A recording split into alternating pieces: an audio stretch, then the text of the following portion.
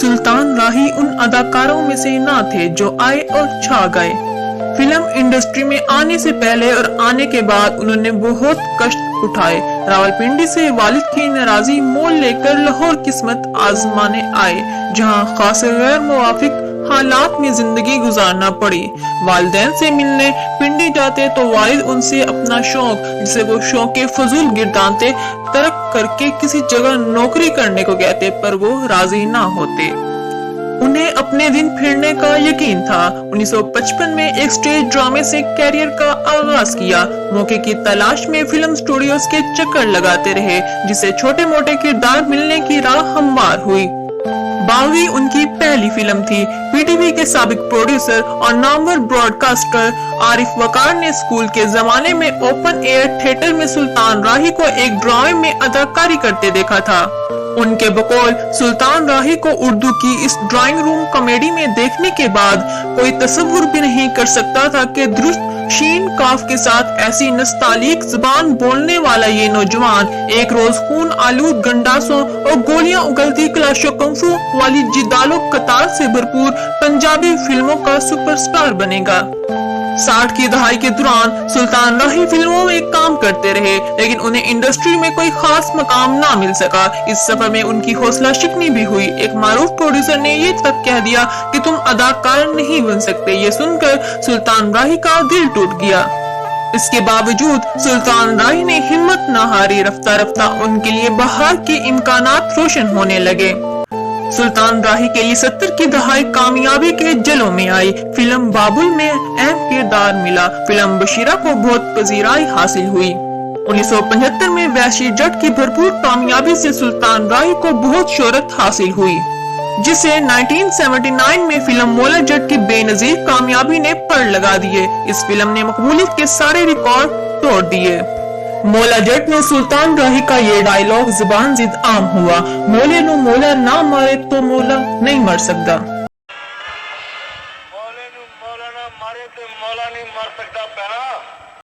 साबिक सदर आसिफ अली जरदारी से एक दफा इनकी सिक्योरिटी के बारे में पूछा गया तो उन्होंने जवाब में मज़कूरा डायलॉग सुना दिया। मौला जट में मुस्तफा कुरैशी ने नूरी नट का यादगार किरदार किया। इनका ये डायलॉग बहुत मशहूर हुआ, नमा आए सोनिया।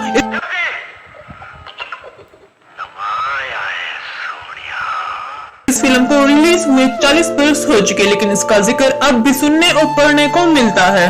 बिलाल लशारी ने इस फिल्म का remake the legend of Maula Jatt के नाम से बनाया है। 70 की दहाई में सुल्तान राही ने कामयाबी के जिस सफर का आगाज किया वो 80 की दहाई में भी आबोताब से जारी रहा। इस अशरे का आगाज ही कामयाबी की नवीद साबित हुआ। 12 अगस्त 1981 को इनकी 5 फिल्में शेर खान, साला साहब, चंवरियाम, अथरा पुत्र, मिलेगा जुल्म द बदला रिलीज हुई। इसके बाद सुल्तान राही ने सैकड़ों फिल्मों में काम किया और मरते दम तक फिल्म इंडस्ट्री पर राज किया। सुल्तान राही की मशहूर फिल्मों में बशीरा, शेर खान, मौला जट, साला साहब, चंवरियाम, आखिरी जंग और शोले के नाम सरफहरिस्त हैं। सुल्तान राही बड़े अदाकार ही नहीं, बड़े इंसान भी। तवील मुद्दत के बाद आप जमीन पे बैठ के बात कर रहे हो, तो बगैर घोड़े के कैसा लग रहा है आपको? मैं वैसे खाना भी जमीन पे खाता हूँ बैठ के जी, और मैं रात को सोता भी जमीन पर ही हूँ। कुछ जमीन से बहुत मोहब्बत है। जमीन से मुझे मोहब्बत है। ड्राइंग रूम में भी आप जमीन पर ही बैठे। यस, इसलिए मजहब से इनका गहरा रिश्ता था। किसी दूसरे का एहसान इन्हें हमेशा याद रहता। जरूरतमंदों की मदद करने में पेश रहते। इनकी खुश इखलाकी और इंकसारी के बहुत से वाकयात लोगों ने बयान किए हैं। अदाकारा बहार बेगम ने सैकड़ों फिल्मों में सुल्तान राही की मां का किरदार अदा किया और उनके बकौल एक मौके पर उन्हें लगने लगा जैसे वो उनकी हकीकी मां हैं। सुल्तान राही को भी फिल्मों में अपनी मां के किरदार में बहार बेगम ही मौजू लगती। बहार बेगम का बयान करदा एक वाकया हम नकल करते हैं, जिससे अंदाजा होता है कि सुल्तान राही के दिल में सीनियर्स का किस कदर एहतराम था। शुरू में राही ब्रेक के टाइम में मेरे करीब नहीं बैठता था, बल्कि मोड़ा लेक और जगह जा बैठता था। मुझे ये बहुत बुरा लगता था। मैं सोचती थी शायद वो मगरूर है, लेकिन एक दिन मैंने उससे पूछ लिया कि राही, तुम खुद को बहुत बड़ा अदाकार समझते हो? कहने लगा, मैडम ये बात नहीं, बल्कि आप बड़े लोग हैं, मुझसे सीनियर हैं। क्योंकि इशफाक मलिक की अजनबी फिल्म में जब आप हीरोइन थी तो मैं डांग लेकर एक्स्ट्रा के किरदार में खड़ा हुआ करता था, इसलिए मैं आपके बराबर नहीं बैठ सकता। मौत से किसको रस्तगारी है, लेकिन सुल्तान राही की जिंदगी का खात्मा बड़े दर्दनाक और दिलखराश अंदाज में हुआ। ان کے قتل سے متعلق کئی روایات ہیں. ان میں سے ایک روایت سابق سفیر اور سلطان راہی کے قتل کے وقت SSP گوجرانوالا جمیل احمد خان نے اپنی کتاب سپاہگری سے سفارتکاری تک میں بیان کی ہے. وہ لکھتے ہیں گوجرانوالا بائی پاس پر جہاں سلطان راہی کا قتل کیا گیا آئے دن ڈکیتی کی وارداتیں ہوا کرتی تھی. اس روڈ پر بنے ہوئے اسپیڈ بریکرز کی وجہ سے ڈرائیور گاڑی آہستہ کرنے پر مجبور ہو جاتا یا پھر کسی بد نصیب کی گاڑی اس جگہ خراب ہو جاتی تو اسے ڈاکو اسلحے کے زور پر لوٹ لیتے تھے.